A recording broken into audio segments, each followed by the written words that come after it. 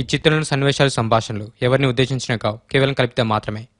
ఆడది అర్ధరాత్రి వంట నడిచిన నిజమైన స్వతంత్రం వచ్చినట్టు మహాత్మా గాంధీ, వినాశకాల విపరీత భగవద్గీత.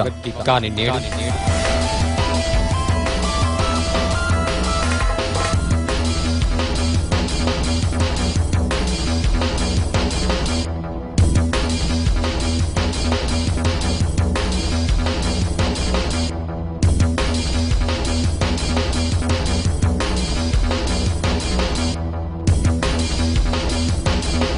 ఇలా చూపించుకుంటూ పోతే చాలానే ఉన్నాయి. ఒక మనిషి మహాత్ముడు కావాలంటే సంవత్సరం పట్టచ్చు, లేక యుగం పట్టచ్చు. అదే మనిషి మృగంగా మారంటే ఒక్క సెకండ్ కూడా పట్టదు. It's my kill crime story, the justice.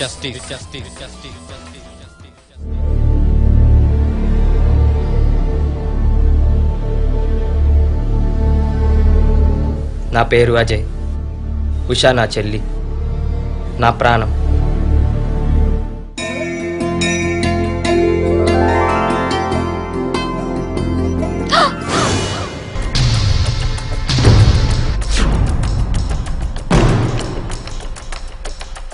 Usha ఆగు, ఉషా ఆగు.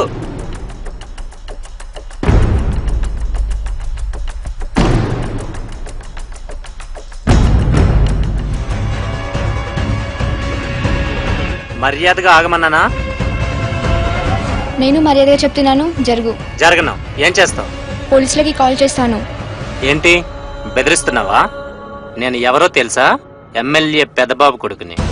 నన్ను టచ్ చేసే దమ్ము కూడా ఎవ్వడికి లేదు తెలుసా?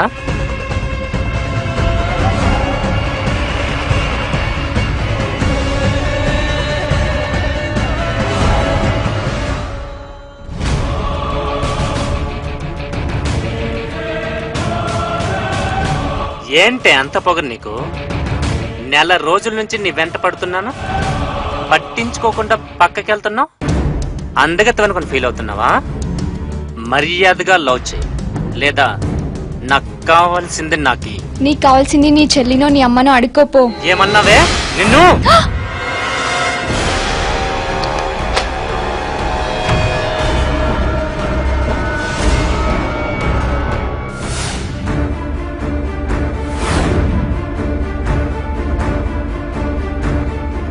ఎక్కడికి పోతావే? చంపేస్తాను నిన్ను ఈరోజు. చావే, చావే, చావ్, చావే.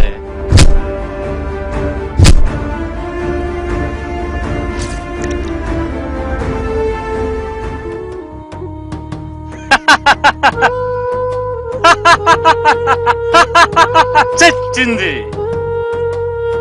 ఏంటే ప్రేమించమంటే ఇదిగో నీ ప్రాణం మీదకి తెచ్చుకున్నావు. ఇప్పుడు చేసుకోవే ఫోను. ఎవడొస్తాడో ఏం పిక్కుంటాడో చూస్తాను.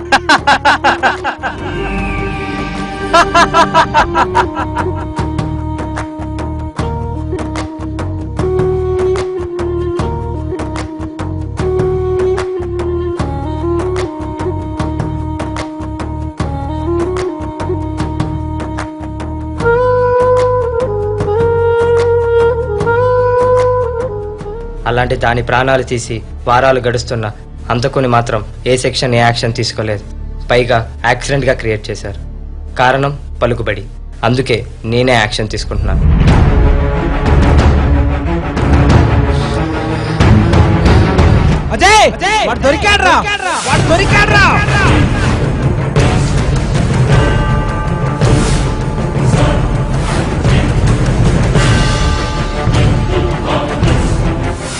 వదలరా, వదులు, వదలరా, వదులు. గించుకుంటున్నాం బే. అమ్మాయిలు తావురా. ఈ రోజులు మా చేతిలో అయిపోయినావు. నీకెంత కావాలి చెప్పరా? ప్రతి దినం పేపర్ చదివిన న్యూస్ చూసిన అమ్మాయిల చావులు, ఏడుపులు నీలాంటి వాళ్ళ వల్లనే. అన్నా గిడే అన్న, చలమని చంపిన గిడే. నా చెల్లి ప్రాణాలు తీస్తావా? నా ప్రాణాలు లాంటి నా చెల్లి దాని ప్రాణాలు తీస్తావా? అరే కొట్టి చంపేయన్నా విని.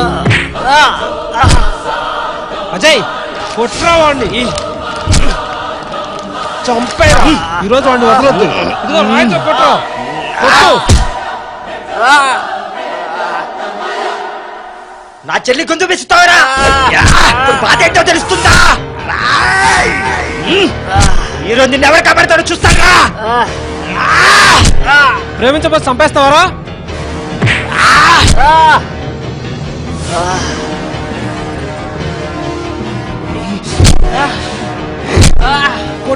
కొట్టు.